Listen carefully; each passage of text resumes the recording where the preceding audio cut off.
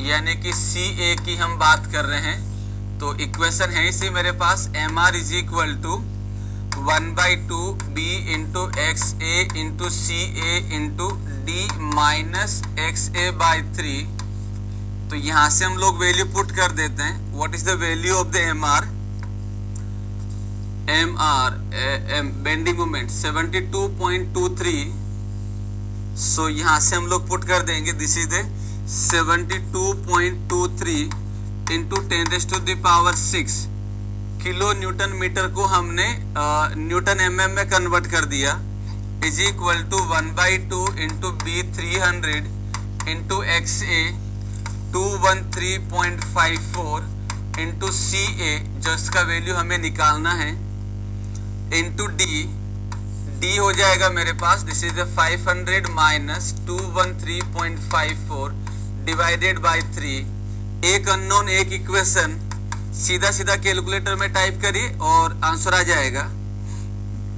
कैसे टाइप करना है? 72.23। अब आप 10 की पावर 6 को क्या करते हैं, इंटू 10 की पावर इस तरीके से करके लिखते हैं। ऐसा भी जरूरी नहीं है, आप डायरेक्टली लिख सकते हैं। कैसे? 72.23 यहाँ पे एक्सपोनेंशियल लिखा EXP लिख टाइप करिए और जो भी पावर है वो सीधा लिख दीजिए।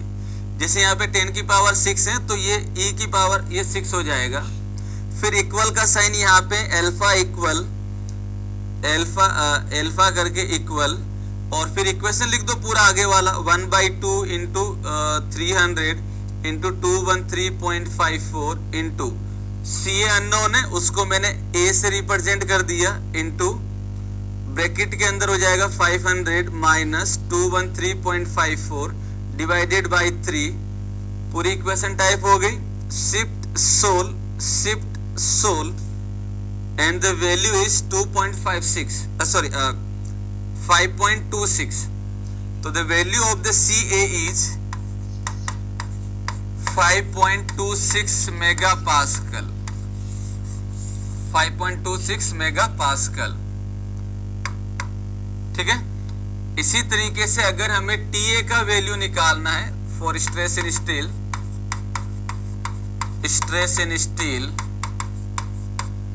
दैट इज TA के लिए, तो TA के लिए इक्वेशन में वैल्यू पुट कर दो, that is MR is equal to TA into AST into D minus XA by 3।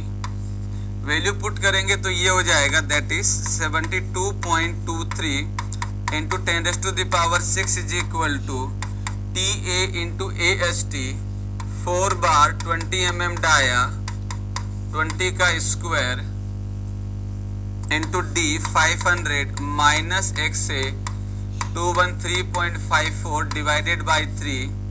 तो जब आप इसको सोल्व करेंगे तो आंसर क्या आएगा? सेम वही तरीका,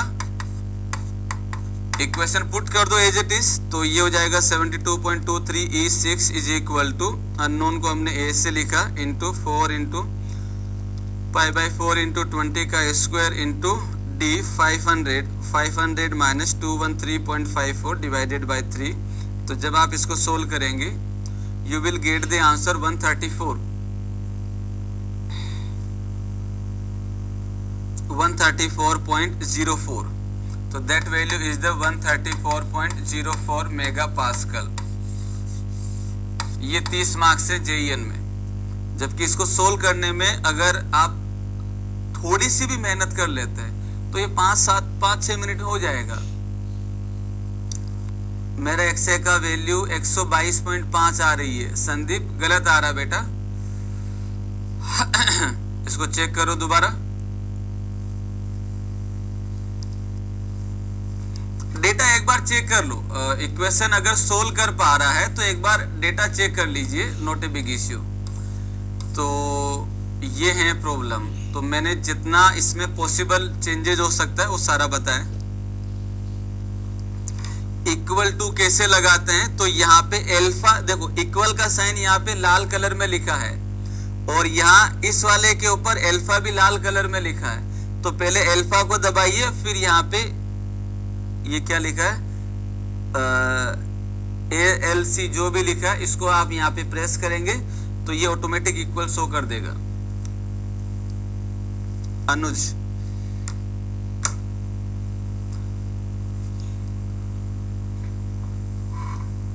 AST में संदीप 4 से मल्टीप्लाई नहीं किया होगा तब 122। अच्छा ठीक है संदीप, एक बार AST वाला पार्ट देखो क्या आ रहा है।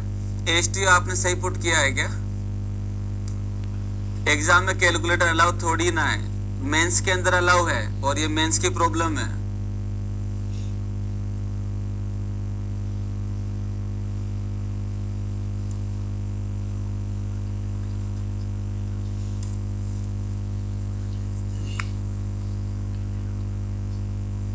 फटाफट टाइप करो, जो है इसको लिखो क्विकली।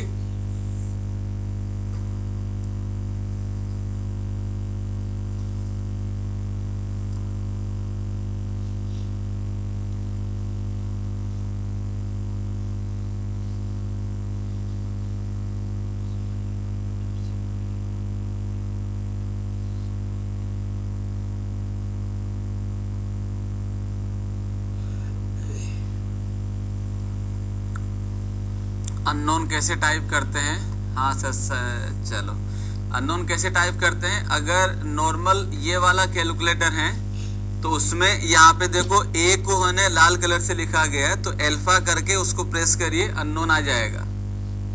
ठीक ऐसे ही दूसरा जो सिल्वर कलर वाला है उसमें भी अल्फा करके यहाँ पे एक्स लिखा होगा, उसको प्रेस करिए।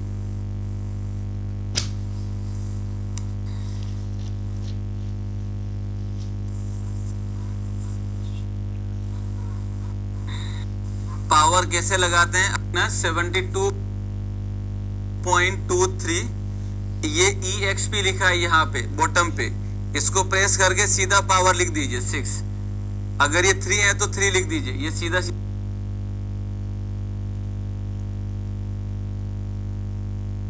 क्या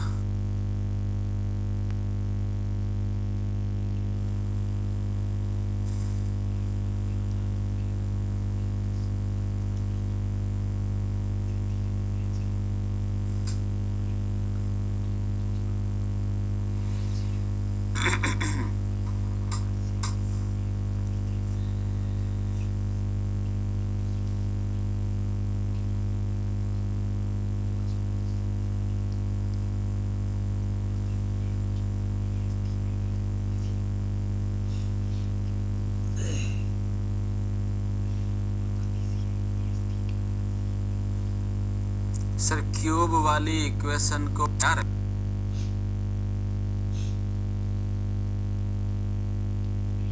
है, लेकिन अगर आप रेगुलर जाते हैं उसी रास्ते पे तो आपको ऐसा लगता है कि ये तो यही पास में ही है। ठीक है, यही चीज कंसेप्ट, यही कंसेप्ट जो उसके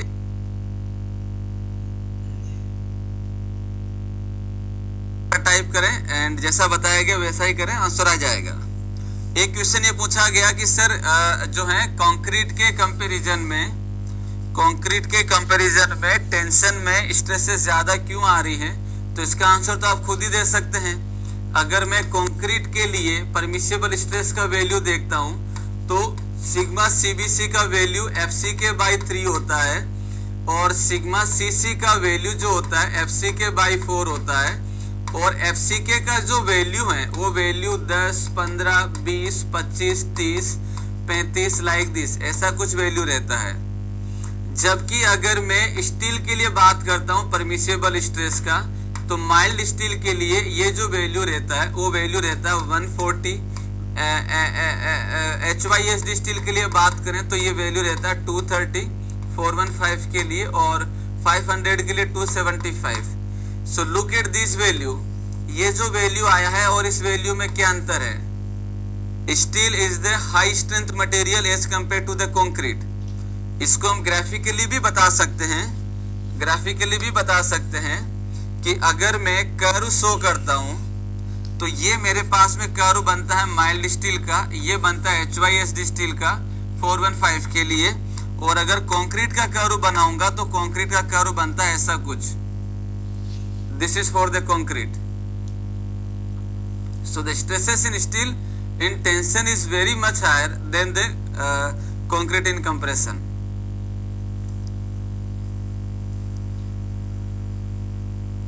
किसका डाउट था ये? चंदन। चलिए, so this is the problem. हो गया, ये प्रॉब्लम बन गया जो कि 30 मार्क्स का प्रॉब्लम था। और इससे रिलेटेड चाहे कैलकुलेटर हो, चाहे डेटा हो, चाहे सोम का कंसेप्ट हो, चाहे कुछ भी हो, एवरीथिंग हम लोगों ने यहाँ पे देख लिया। मतलब पहला प्रॉब्लम है तो देखना ही है। नाउ अब मैं यहाँ पे 10 मिनट का ब्रेक दे रहा हूं, लेकिन 1 मिनट बाद में आप इस क्वेश्चन को नोट करिए और सोल्व कर लीजिए। मतलब वापस जब तक शुरू आएंगे तब तक आप कोशिश करिए इसको सोल्व करने की। पहली बार केस 1 लेंगे। केस 1 के लिए आपको करना क्या, एमआर कैलकुलेट करना है। कंसेप्ट खुद से लगाइए जो आपने सीखा है और उसके हिसाब से रफली सोल्व करिए। सिस्टमेटिकली मैं लिखवा दूंगा।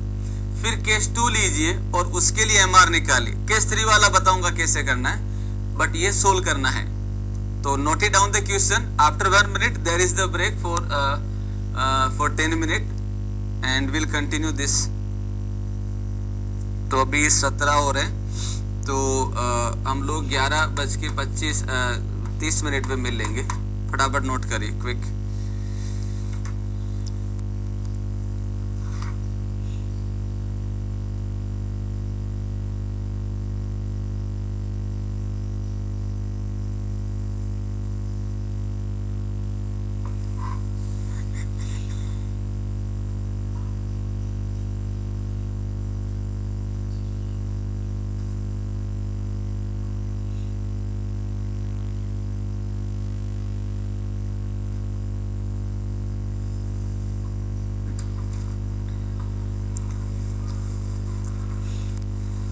ठीक है, तो अभी हम ब्रेक ले रहे हैं और ये आपको सोल्व करना है केस 1 और केस 2 को। जो कंसेप्ट मैंने सिखाया है उसको लेके। मैंने आज तक कोई कंसेप्ट आपको पढ़ाया नहीं है। पढ़ाने और सिखाने में अंतर है। तो जो चीजें हमने सीखी हैं, क्यों, क्या, कैसे, उसको आप लोग यहाँ पे अप्लाई करिए एंड जो मैं सॉल्यूशन कराऊंगा उससे मैच करिएगा सब लोग। ठीक है, चलिए तो हम मिलते हैं 10 मिनट बाद में। Thank you.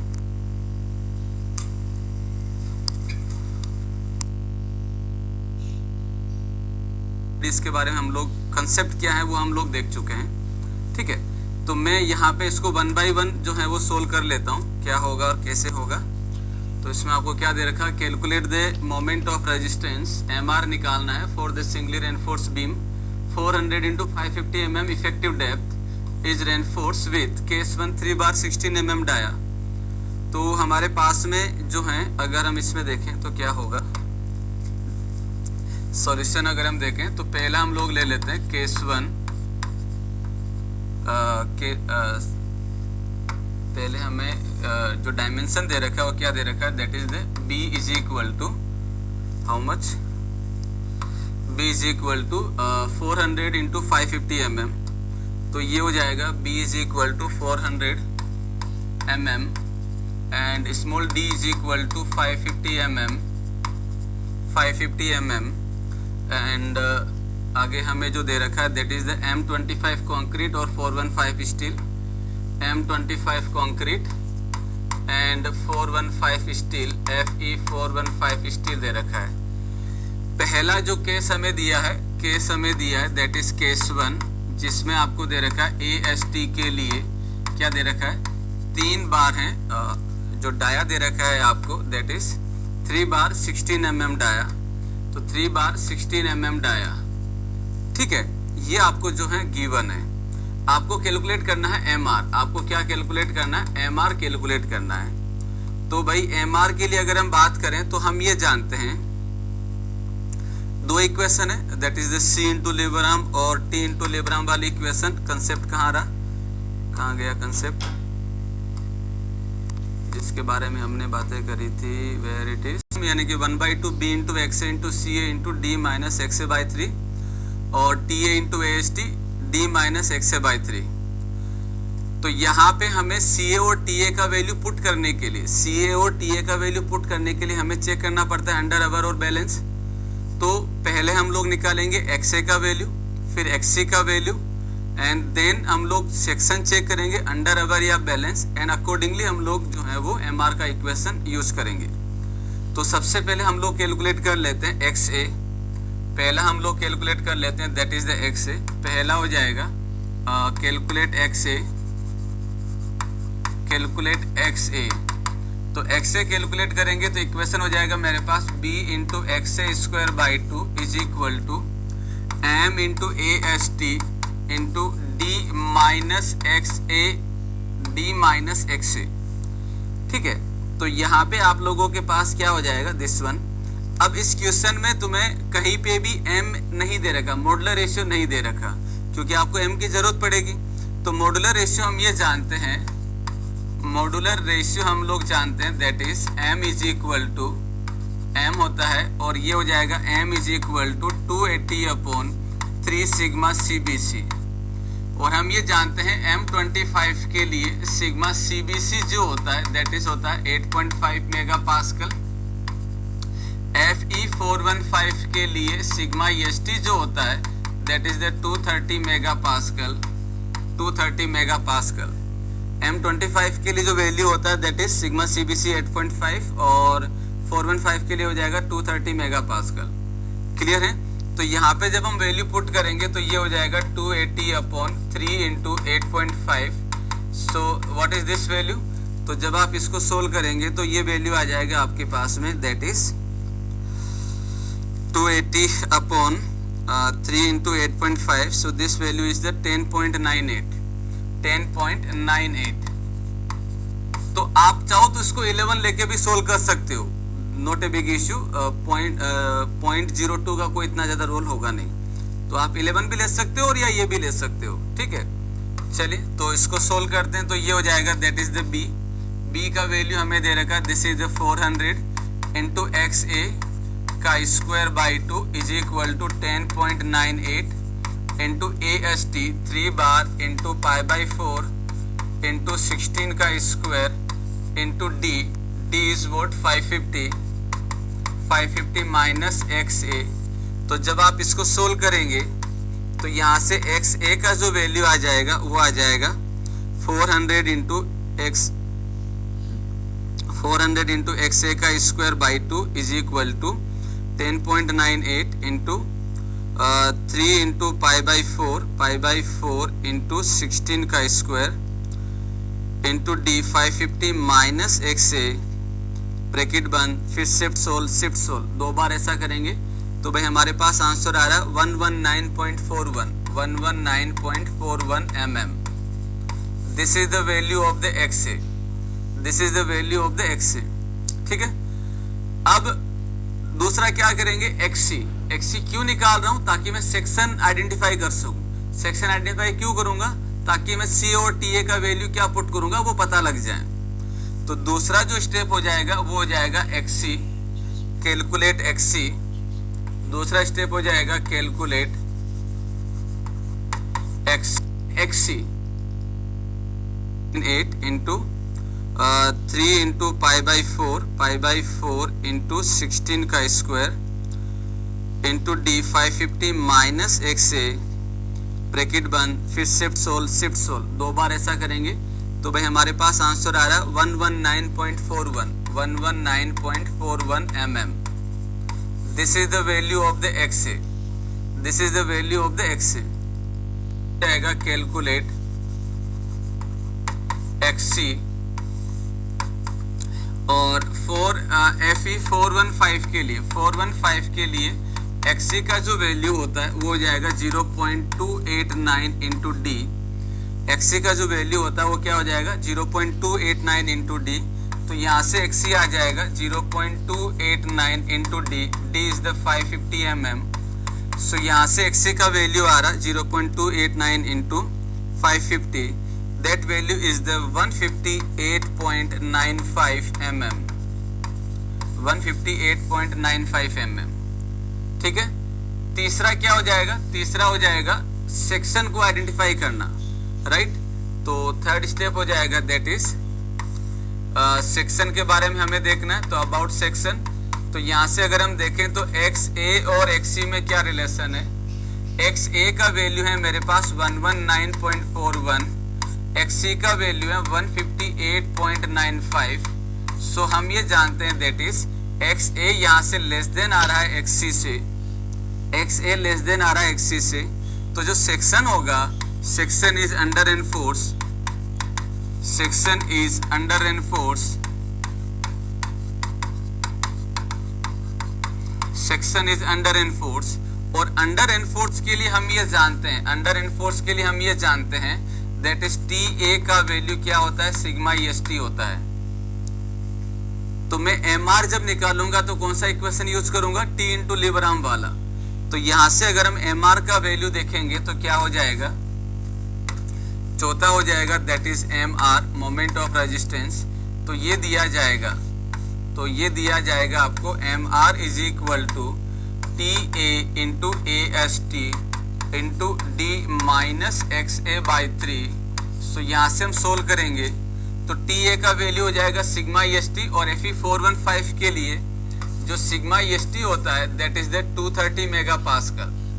सो यहाँ पे जब हम वैल्यू पुट करेंगे तो क्या होगा, this is the 230 into 3 into pi by 4 into 16 का square into 550 minus 119.41 divided by 3।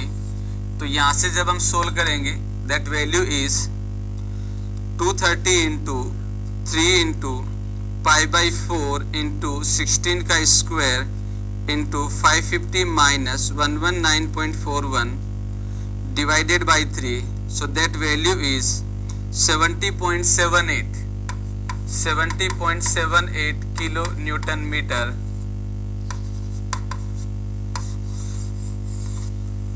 Here is the answer.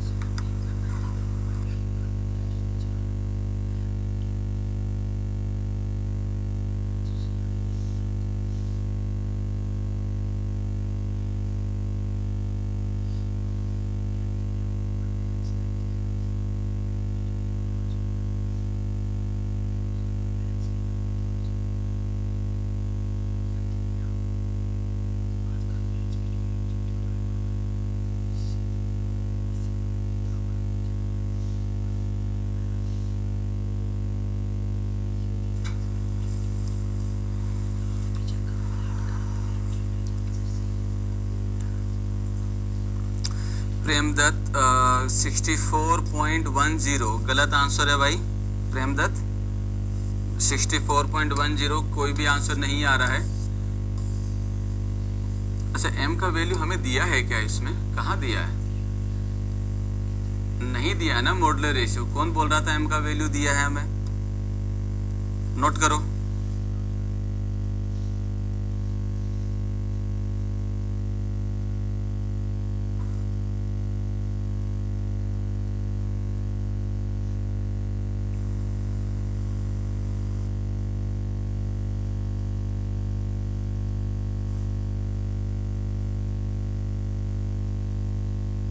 तो एक्स ए का वैल्यू यहाँ पे क्या हो गया, एक्स ए का वैल्यू ज्यादा हो गया एक्स सी से। तो सेक्शन जो बन गया मेरे पास क्या बन गया, that section is the over enforce section, over enforce section.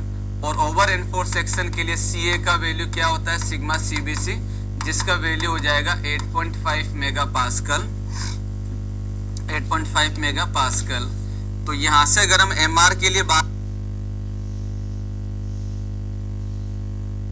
3 into pi by 4 into 25 का square into 550 minus X A bracket बंद, जब इसको सोल्व करेंगे तो I will get the answer 174.28।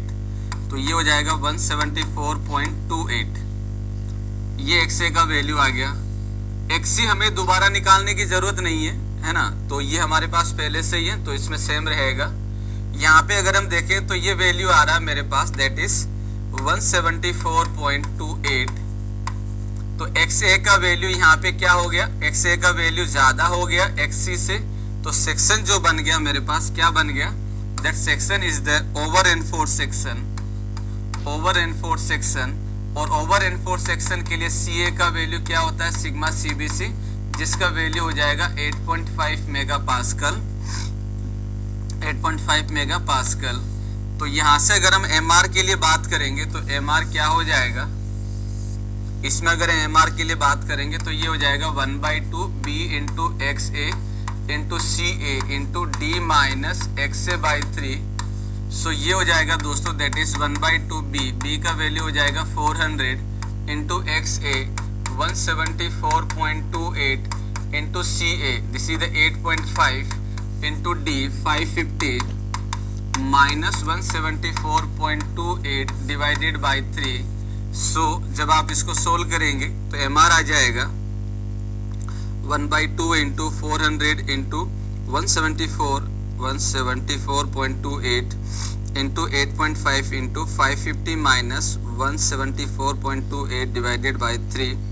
So this value is 145.74 kilo newton metre. This is the MR जो over enforce section के लिए होगा and it is for the case 2. so this is for the case 2। अब इस case 2 में जब आप लिख रहे हैं ना तो माय डियर फ्रेंड्स आप डायरेक्टली XA की ये इक्वेशन लिख दीजिए, ये दोबारा टाइप लिखने की जरूरत नहीं है, ऑलरेडी आप कर चुके हैं तो आप सीधा XA करके ये इक्वेशन करके सोल्व कर सकते हैं। चलिए तो नोट करिए, इसको नोट करिए। नेहा गलत आंसर है, MR 174 आ रहा है। ये केस 2 किस किस का सही है?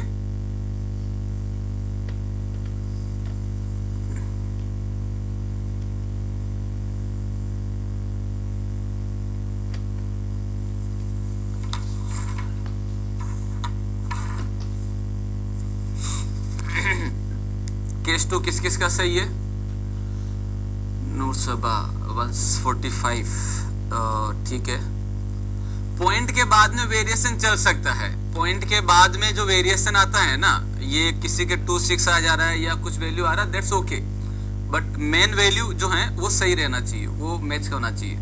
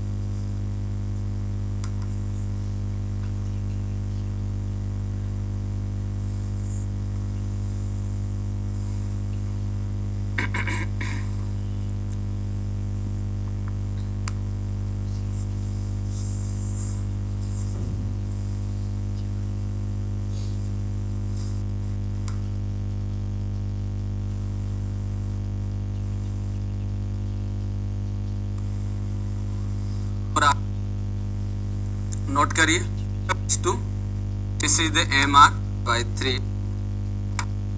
अगर हम MR के लिए बात करेंगे तो MR क्या हो जाएगा, इसमें अगर एम आर के लिए बात करेंगे तो ये हो जाएगा 1/2 B into X A into C A into D minus X A by 3।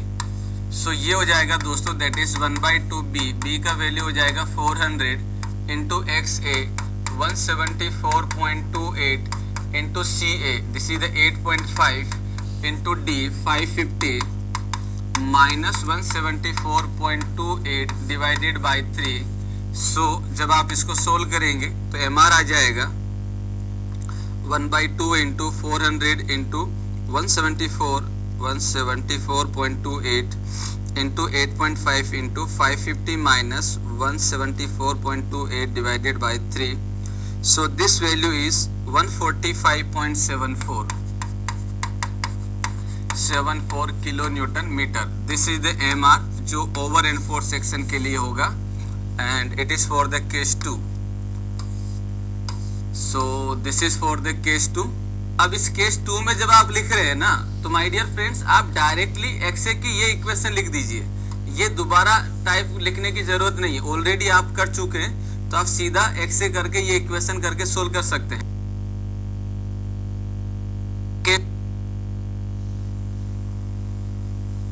मुर्सबा 6 आ जा रहा है।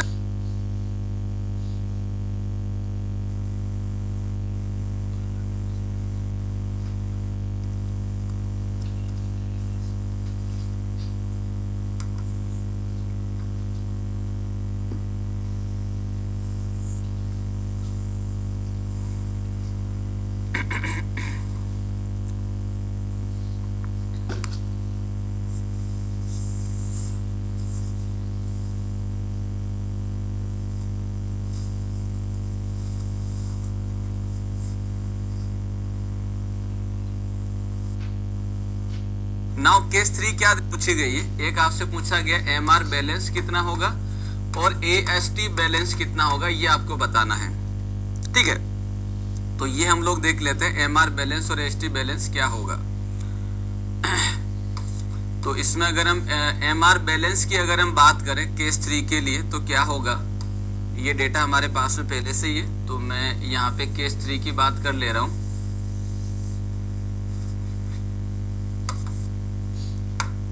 केस 3 हो जाएगा M R balance for M R balance के लिए हम लोग ये जानते हैं दैट इज सी ए का वैल्यू सिग्मा सीबीसी होता है, सी ए का वैल्यू सिग्मा सीबीसी होता है, राइट, एंड टी ए का value that is the sigma EST होता है।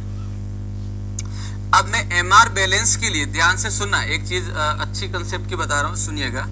एम आर बैलेंस के लिए अगर मैं इक्वेशन लिखता हूं तो 1/2 B into X A into C A into D minus X A by 3 ये इक्वेशन है। ठीक है, अब मैं इस इक्वेशन में यहाँ पे एक्स ए की जगह एक्स सी पुट कर दूंगा जिसका वैल्यू मेरे पास पहले से निकाला हुआ है, सी ए की जगह सिग्मा सीबीसी पुट कर दूंगा, इस एक्स ए की जगह एक्स सी पुट कर दूंगा, यहाँ से एम आर बैलेंस आ जाएगा। अगर कोई स्टूडेंट ये सोचे कि नहीं सर मैं तो इस वाली इक्वेशन में भी इसमें भी तो पुट करके निकाल सकता हूँ d minus X A by 3 से, तो इसमें भी मैं क्या कर सकता हूँ यहाँ पे हाँ यहाँ पे क्या कर सकता हूँ, टी ए की जगह सिग्मा ईएसटी और इसकी जगह एक्सी पुट कर दूंगा तो मेरे पास में एम आर बैलेंस आ जाएगा। अगर कोई स्टूडेंट इससे निकालना चाहे तो माय डियर फ्रेंड्स यहाँ पे ये भी अननोन है, ये पता नहीं है आपको, तो मैं इससे वैल्यू नहीं निकाल सकता एम आर बैलेंस का। क्लियर है, तो मैं एम आर बैलेंस का वैल्यू निकालूंगा सिर्फ इस इक्वेशन को यूज करते हुए, और इसी इक्वेशन से आप यही लिखते हो दैट इज इसी इक्वेशन को आप दूसरे फॉर्म में लिखते हो M R balance is equal to 1/2 C J K B D square. ये जो इक्वेशन आया है वो इसी से आया है, तो आप इसको भी यूज करके निकाल सकते हैं और ये भी कर सकते हैं, दोनों एक ही चीज है। तो मैं इसमें जब वैल्यू पुट करूंगा तो क्या हो जाएगा, इसमें वैल्यू पुट किया जाएगा तो ये हो जाएगा that is M R balance is equal to 1/2 B का वैल्यू कितना 400 इंटू एक्स ए की जगह एक्सी, और एक्सी का वैल्यू कितना है हमारे पास, एक्सी का वैल्यू है 158.95, तो ये हो जाएगा 158.95। सी ए की जगह सिग्मा CBC, इसका वैल्यू होता है 8.5। डी का वैल्यू दे रखा 550 माइनस 158.95 डिवाइडेड बाय 3। तो यहाँ से दोस्तों मेरे पास में जो है MR बैलेंस आ जाएगा। This is the MR balance and the value is 1/2 into 400 into 158.95 into 8.5 into D 550 minus 158.95 divided by 3. So this value is 134.30. That value is 134.30 kilo Newton meter.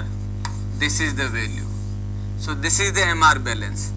तो केस 3 में आपसे दो चीजें पूछी गई थी, एक MR बैलेंस और एक AST बैलेंस। तो MR बैलेंस मैं यहां से निकाल चुका हूं। अब AST बैलेंस निकालना तो क्या करूंगा, इस इक्वेशन में यहां पे ये वाला पुट कर दूंगा तो मेरे पास ये निकल आएगा। बाकी TA की जगह सिग्मा ST पुट कर देंगे, XA की जगह XC पुट कर देंगे। तो नेक्स्ट हो जाएगा, इसी का जो नेक्स्ट पार्ट होगा वो क्या हो जाएगा, that is for AST balance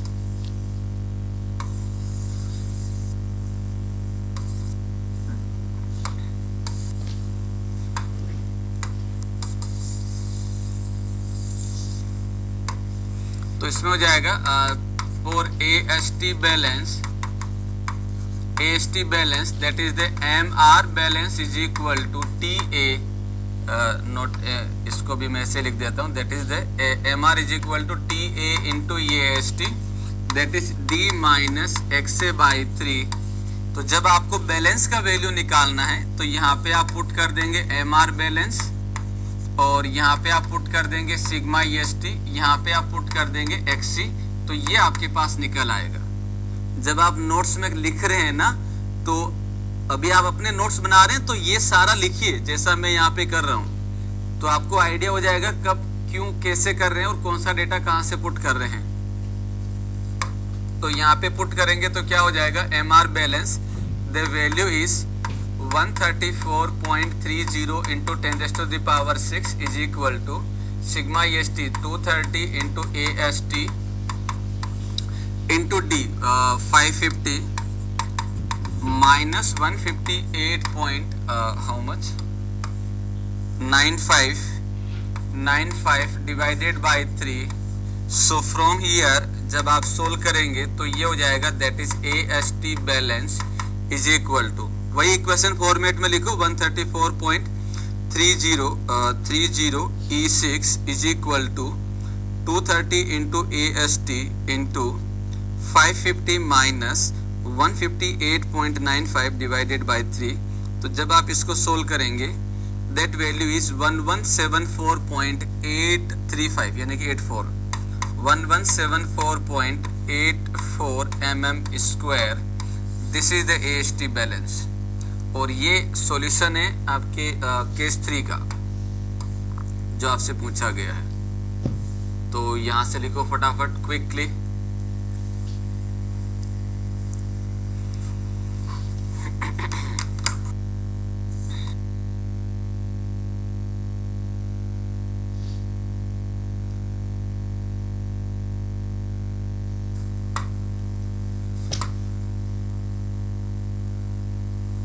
चलिए, so this is all about the singly reinforced section.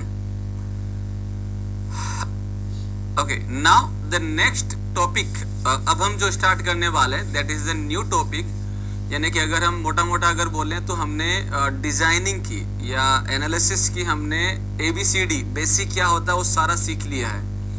ठीक है, MR क्या होता है, बैलेंस क्या होता है, अंडर क्या होता है, ओवर क्या होता है और स्ट्रेसेस क्या होती हैं, फोर्स कैसे निकाला जाता है, right, actual depth of neutral axis क्या है, critical depth of neutral axis क्या है, उसका बेसिक क्या है।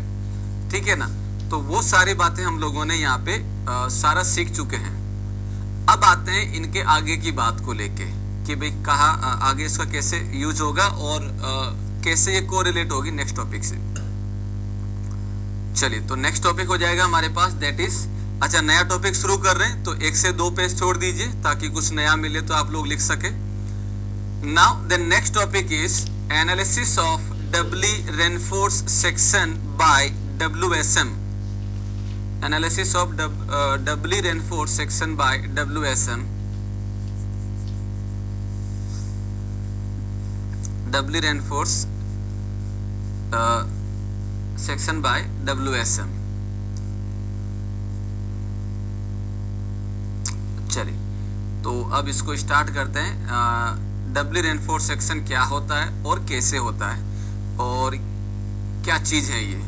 तो जहाँ तक मुझे पता है आप लोगों को थोड़ा सा आइडिया है, ये है कि डबली रेनफोर्स सेक्शन का मतलब है हम लोग कंप्रेशन में भी स्टील लगा देते हैं। तो अगर किसी भी सेक्शन में हम लोग कंप्रेशन साइड में भी स्टील लगा देते हैं, ASC area of steel in compression, तो अगर मैं कंप्रेशन में स्टील लगा देता हूँ, टेंशन में तो लगा ही लगा है, तो ये जो सेक्शन होगा ये सेक्शन कहलाता है डबली रेनफोर्स सेक्शन। ये क्या कहलाता है?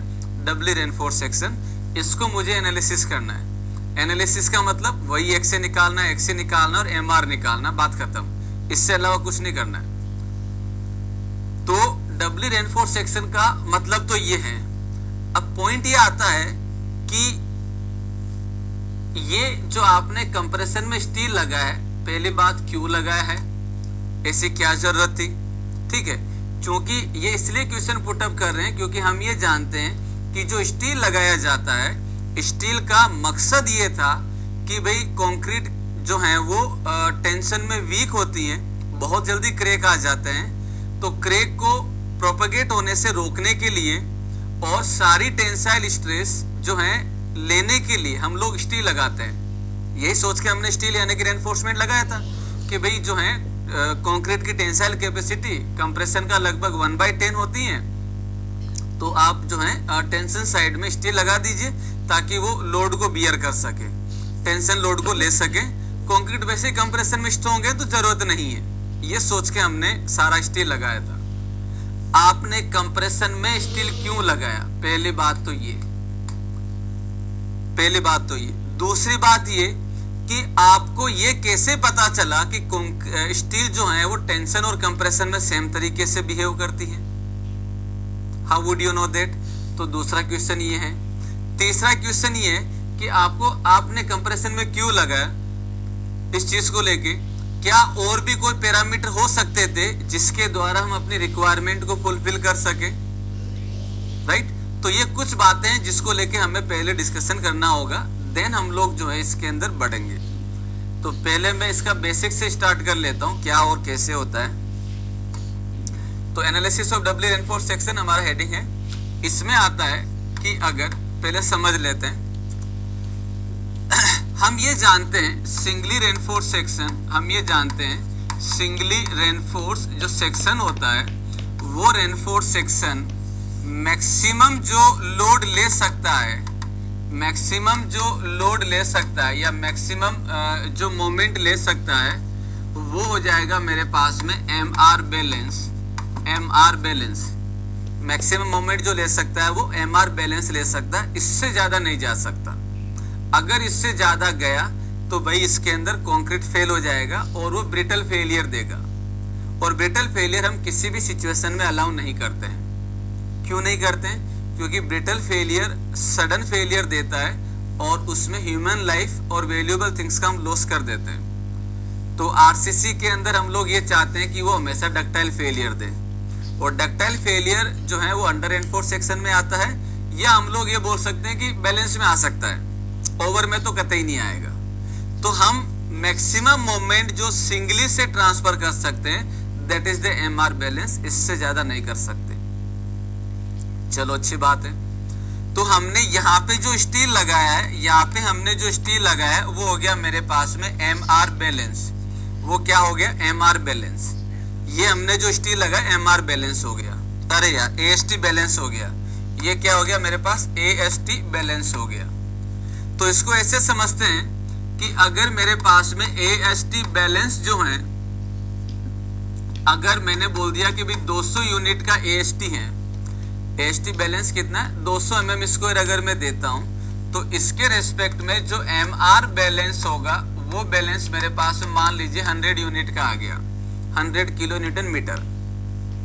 200 mm स्क्वायर के रेस्पेक्ट में MR बैलेंस कितना आ गया, 100 आ गया। ठीक है, ये हमने सिंगली से सारा कर रखे हैं। अब आपको ये बोला जाता है कि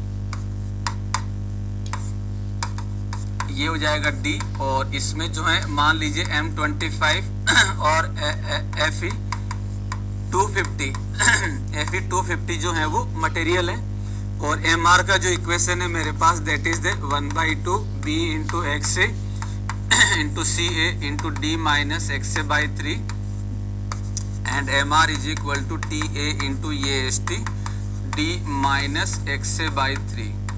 ये हमारे पास में इक्वेशन है जो हम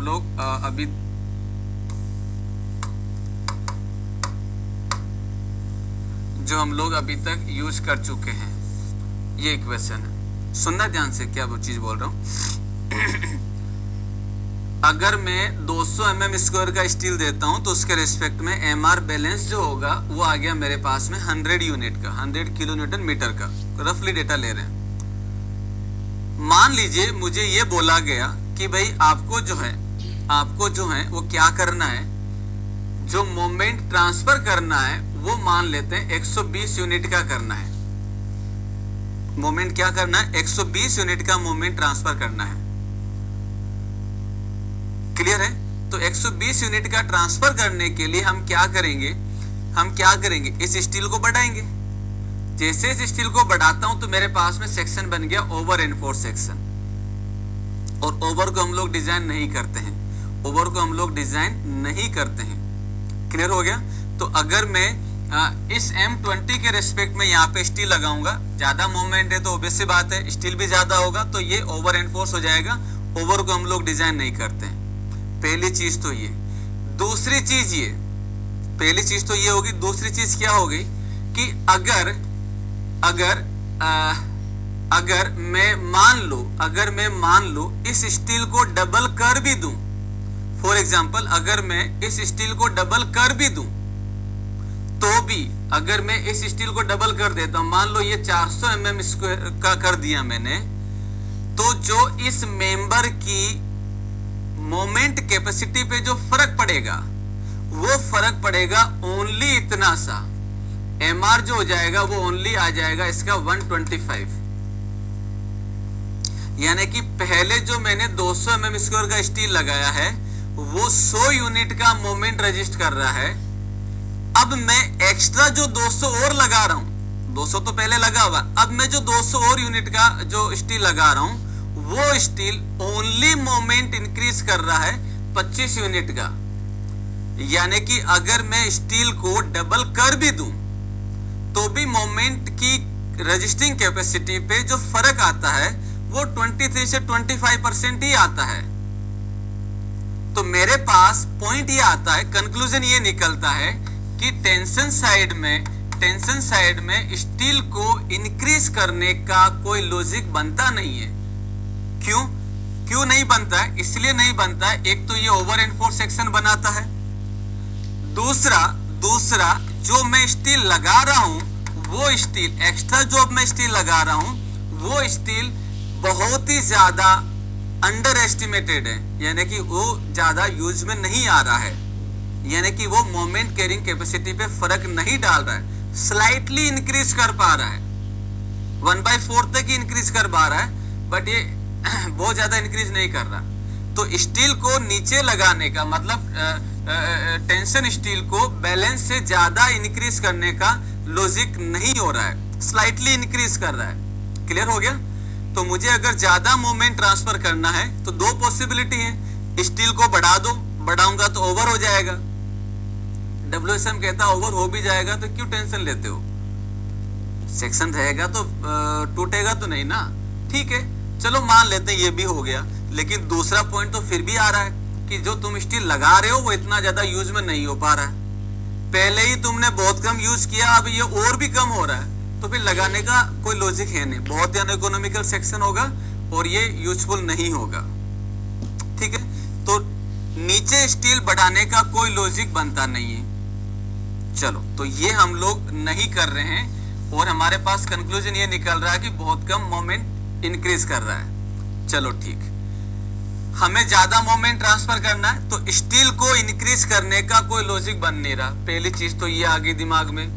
दूसरी चीज ये आ गई, आपको मोमेंट ज्यादा ट्रांसफर करवाना है ना, तो एक काम करो, आप जो है डी बढ़ा दो, बी और डी बढ़ा दो, क्रॉस सेक्शन डायमेंशन बढ़ा दो, ऑटोमेटिक कैपेसिटी बढ़ जाएगी। लुक एट दिस, ये बी और ये डी, तो जब आप बी और डी को बढ़ा देंगे तो ऑटोमेटिकली इसकी कैपेसिटी बढ़ जाएगी।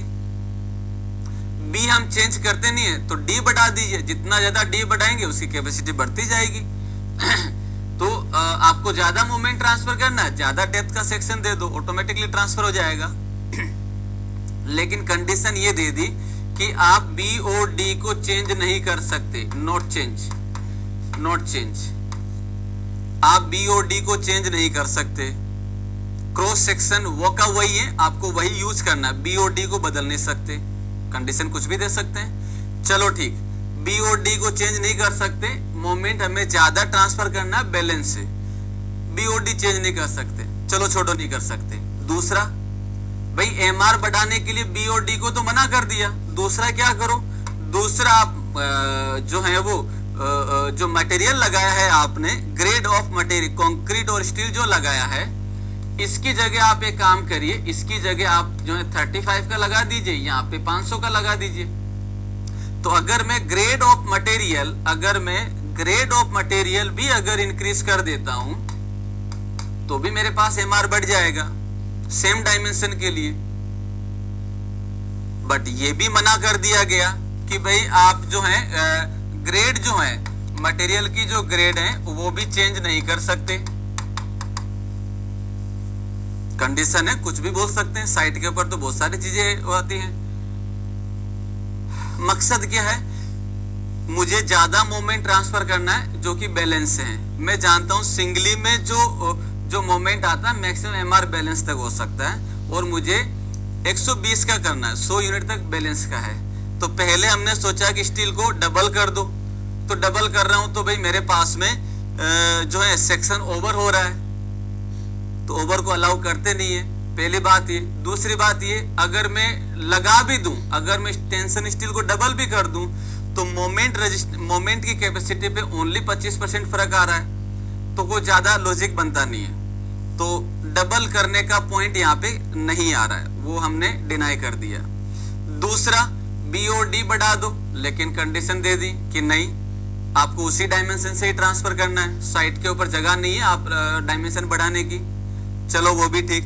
फिर बोला ग्रेड को चेंज कर दो, हायर ग्रेड ले लो, लेकिन ग्रेड भी नहीं कर सकते क्योंकि मटेरियल यही पड़ा, इसी को काम में लेना है, नया भी मंगा नहीं सकते, उसको टाइम लगेगा।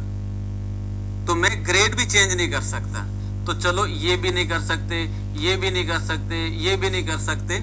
आपके पास जो सेक्शन पहले से ही है, जो मटेरियल पहले से ही है, उसी सेक्शन से, उसी मटेरियल से आपको ज्यादा मोमेंट ट्रांसफर करना है, और ये सारी कंडीशंस आ गई।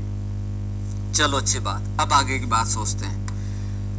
तो फिर पॉइंट ये आता है कि एक काम करते हैं, भाई आप बोल रहे हैं ना कि ये थोड़ा सा तो फर्क डालता है ना यहाँ पे, ठीक है, हम एक काम करते हैं, इस सेक्शन को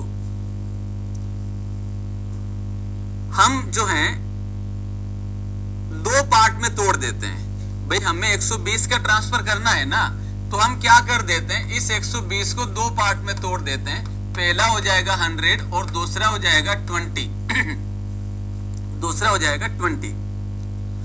इस 100 के लिए हम लोग जो है वो नीचे ST लगा देते हैं, AST बैलेंस वाला, वो तो ठीक है, सिंगली बोल ही रहा है। दूसरा, बाकी जो 20 बचा है ये मैं कर सकता था, लेकिन मना कर दिया गया, साइट के ऊपर कंडीशन थी। तो इस 20 को ट्रांसफर करने के लिए मैं कंप्रेशन में इसको लगा देता हूं। जैसे ही ये स्टेटमेंट बोला गया, बहुत सारे क्वेश्चन पुटअप हुए।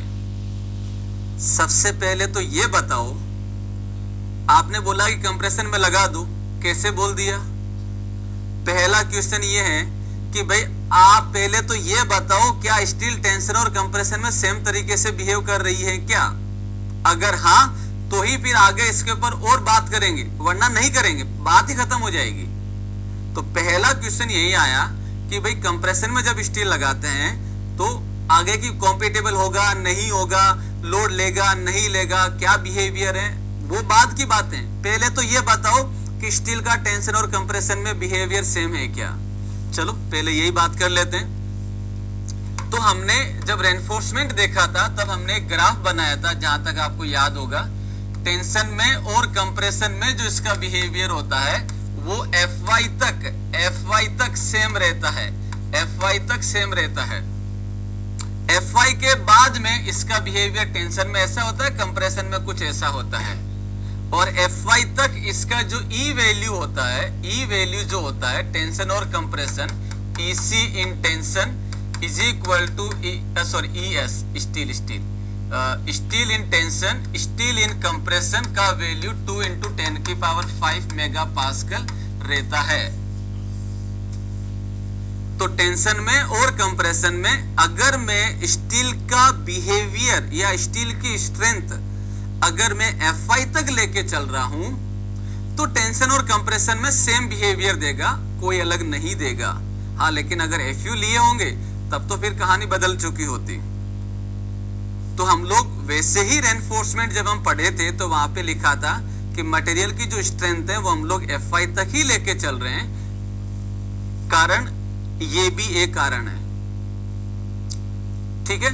तो हम लोग यहाँ पे ये बोल पा रहे हैं कि हाँ ठीक है, स्टील कंप्रेशन में सेम तरीके से बिहेव करता है, क्योंकि हमने स्ट्रेंथ जो ली है रेनफोर्समेंट की वो Fy तक ही ली है। चलो अच्छी बात, ये बात तो खत्म हो गई। तो हम लोग ये बोलते हैं कि भाई यहाँ पे जो है वो स्टील कंप्रेशन में लगा सकते हैं, लगाएंगे नहीं लगाएंगे वो अलग बात है। तो बिहेवियर सेम देता है।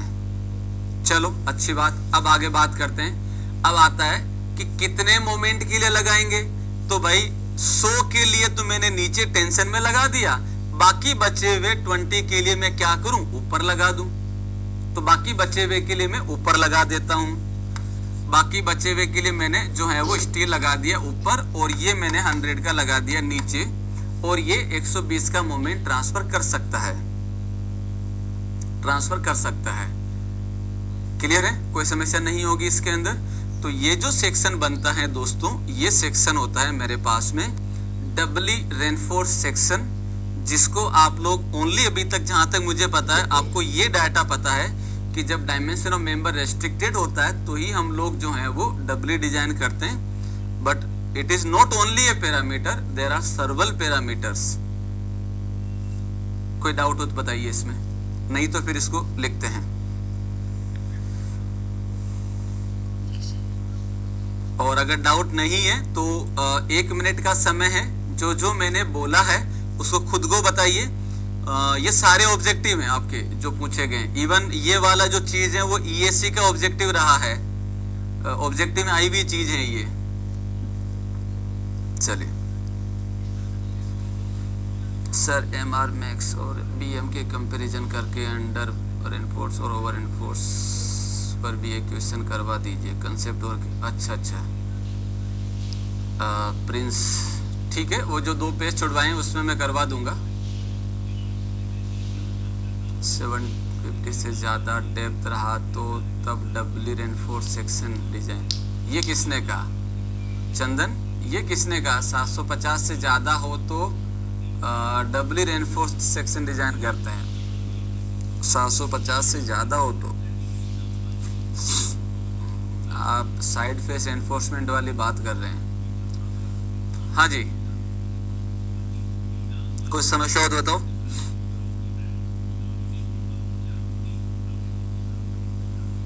BM क्यों इंक्रीज करते हैं? अरे भाई कुछ भी आ सकता है भाई। मान लो मेरे पास कोई भी सेक्शन है, फॉर एग्जाम्पल कि एक बिल्डिंग बना रहा हूँ। पहले मैंने ये डिसाइड करा कि जो रूम है वो नॉर्मल रूम है, और उसके लिए मुझे जो है वो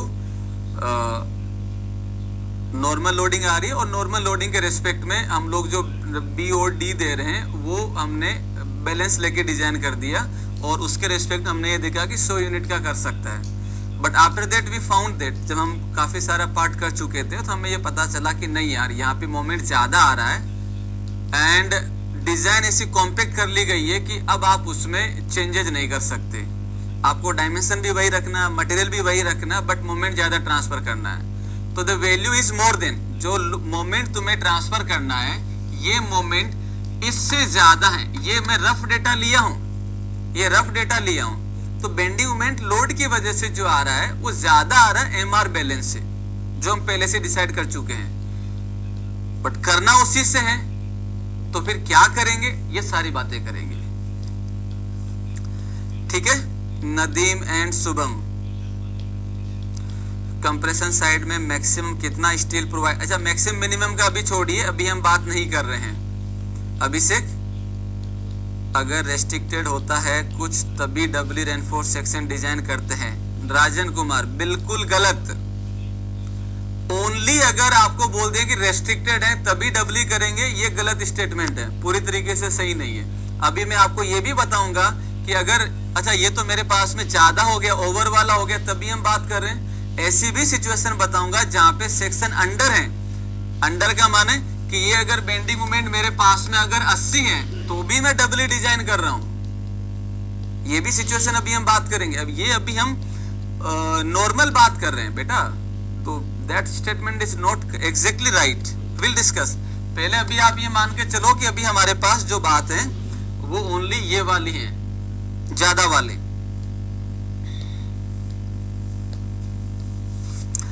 चलिए, तो पहले मैं इसी को लिखवा देता हूं, है ना, 1 by 1। तो आपको ये फिर आगे हम बढ़ते हैं क्या कहानी होगी। तो हेडिंग लगाइए डबली रेनफोर्स सेक्शन।